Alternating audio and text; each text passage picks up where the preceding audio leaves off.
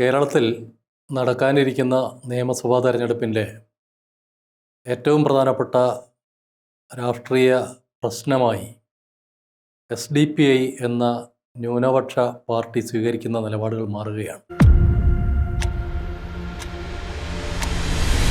SDPIക്ക് കേരളത്തിൽ MLA marrow MP marrow ഒന്നുമില്ല. ചില്ലറ പഞ്ചായത്തുകളിൽ പ്രാതിനിധ്യമുണ്ട് എന്നതൊഴികെ ഏതാനും മുനിസിപ്പാലിറ്റികളിൽ ചില സീറ്റുകളുണ്ട് എന്നത് മാറ്റിവെച്ചാൽ SDPI അത്ര വലിയൊരു രാഷ്ട്രീയ പ്രസ്ഥാനമൊന്നുമല്ല.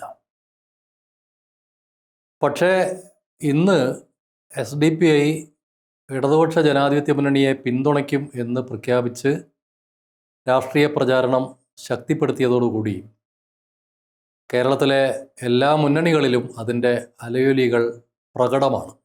കൃത്യമായി SDPI ബന്ധമുള്ള രണ്ട് സ്ഥാനാർത്ഥികൾ മലപ്പുറം ജില്ലയിൽ മങ്കടയിലും വേങ്ങരയിലും മത്സരരംഗത്ത് ഇടതുപക്ഷത്തിൻ്റെ ഭാഗമായി വന്നതോടെയാണ് CPIM നയിക്കുന്ന LDFും SDPIയും തമ്മിലുള്ള ബന്ധത്തെക്കുറിച്ചുള്ള ചർച്ച വന്നത്.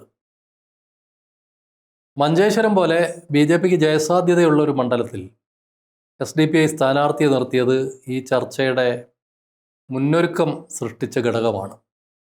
സ്ഥാനാർത്ഥി തൻ്റെ സ്ഥാനാർത്ഥിത്വം പിൻവലിക്കുകയും SDPIയിൽ നിന്ന് ഭാരവാഹിത്വം രാജിവെക്കുകയും ചെയ്തെങ്കിലും സംശയകരമായ രാഷ്ട്രീയ നിലപാടുകളുള്ള ഒരു പാർട്ടിയായി അത് ചിത്രീകരിക്കപ്പെടുന്നതിന് കാരണമായി. കാരണം ഇന്ത്യയിലെ ഹിന്ദുത്വ ഫാസിസ്റ്റുകൾക്കെതിരെ സായുധമായ പ്രതിരോധം പോലും ലക്ഷ്യമിട്ടുകൊണ്ട് ആരംഭിച്ച ഒരു പ്രതിരോധ പ്രസ്ഥാനം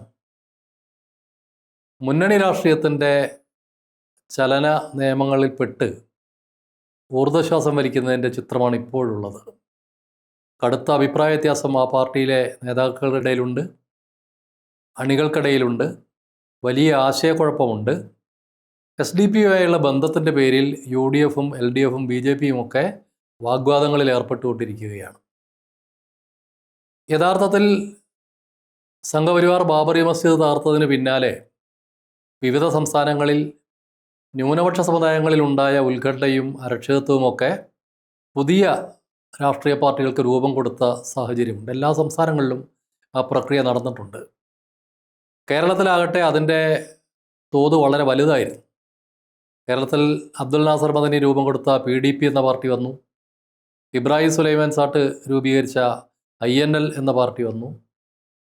വെൽഫെയർ പാർട്ടി എന്ന പേരിൽ ജമാഅത്തെ ഇസ്ലാമിയുടെ നിയന്ത്രണമുള്ളൊരു പാർട്ടി വേറെ വന്നു.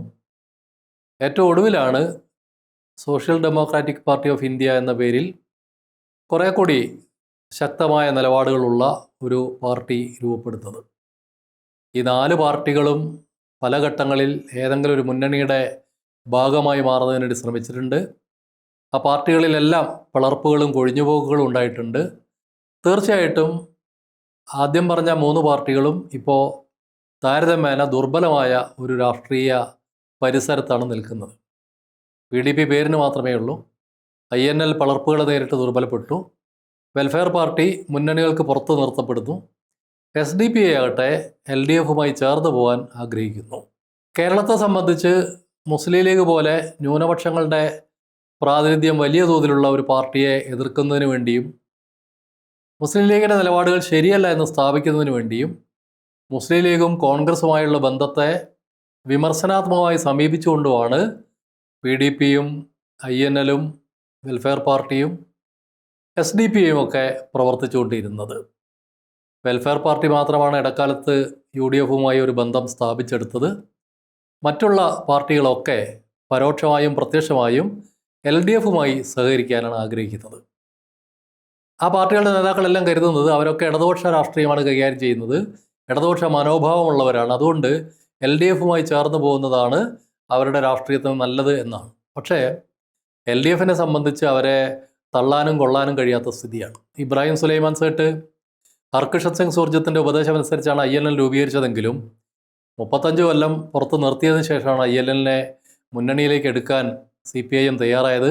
അപ്പോഴേക്കും INL വല്ലാതെ മെലിഞ്ഞു പോയിരുന്നു. വെൽഫെയർ പാർട്ടിയുമായി ഉള്ള ബന്ധമാണ് UDFിനെതിരെ CPM ജമാഅത്തെ ഇസ്ലാമിയുടെ നിയന്ത്രണത്തിൽ എന്ന് പറഞ്ഞ് കാടിളക്കിക്കൊണ്ടിരുന്നത്. വെൽഫെയർ പാർട്ടിയുമായി താരതമ്യം ചെയ്യുമ്പോൾ SDPI വലിയ പാർട്ടിയാണ്. കുറേ കൂടി ശക്തമായ നിലപാടും തീവ്രമായ സമീപനവുമുള്ള പാർട്ടിയാണ്. പക്ഷേ ഇപ്പോൾ എൽ ഡി എഫിന് മറുപടി പറയേണ്ടി വരുന്നത് വെൽഫെയർ പാർട്ടിയേക്കാളോ ജമാഅത്തെ ഇസ്ലാമിയേക്കാളോ തീവ്ര വർഗീയത പറയുന്ന ഒരു പാർട്ടിയെ എങ്ങനെയാണ് സ്വീകരിക്കുക എന്നാണ്. അതല്ലെങ്കിൽ ഈ പാർട്ടികളൊക്കെ മതേതര ഉള്ളടക്കമുള്ളതാണ്, അവരൊക്കെ ജനാധിപത്യ സമൂഹത്തിനകത്ത് പ്രവർത്തിക്കാൻ സ്വാതന്ത്ര്യമുള്ളതാണ് എന്ന ഒരു നിലപാടിലേക്ക് CPIM-ന് മാറേണ്ടി വരും. നിർഭാഗ്യവശാൽ CPIM-ന് ഇപ്പോഴങ്ങനെ ഒരു നിലപാട് സ്വീകരിക്കാനുള്ള സാഹചര്യമില്ല. തെരഞ്ഞെടുപ്പിന് മുൻപിൽ നിൽക്കുമ്പോൾ ഏത് നിലപാടെടുത്താലും കേരളത്തിൽ ഹിന്ദുത്വ രാഷ്ട്രീയ ശക്തികൾ അതിനെ മുതലെടുക്കുമെന്നുള്ളത് CPIM-നും അറിയാം, മറ്റുള്ളവർക്കും അറിയാം.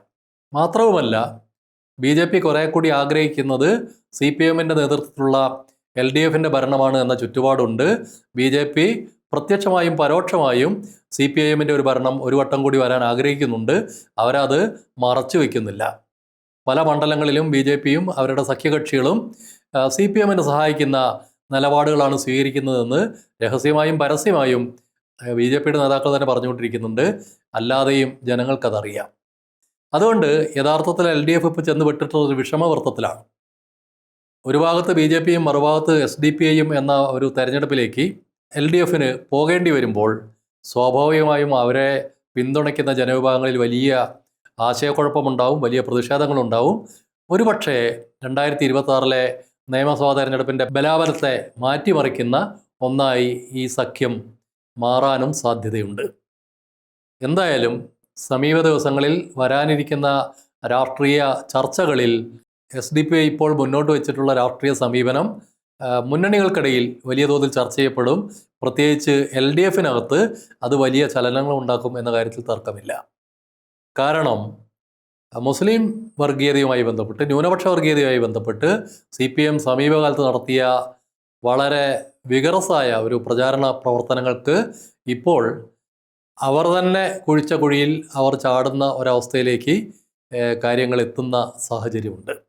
ഈ പ്രചാരണ പ്രവർത്തനങ്ങൾ അത്രയും ജമാഅത്തെ ഇസ്ലാമിയെ കേന്ദ്രീകരിച്ചായിരുന്നെങ്കിൽ ഇപ്പോൾ CPIM മറുപടി പറയേണ്ടി വരുന്നത് SDPI പോലൊരു പ്രസ്ഥാനത്തോട് എന്ത് നിലപാടെടുക്കണം എന്ന കാര്യത്തിലാണ്. അത് അവരെ സംബന്ധിച്ച് ഒരു ഊരാക്കുടുക്കായി മാറും എന്നതിൽ തർക്കമില്ല.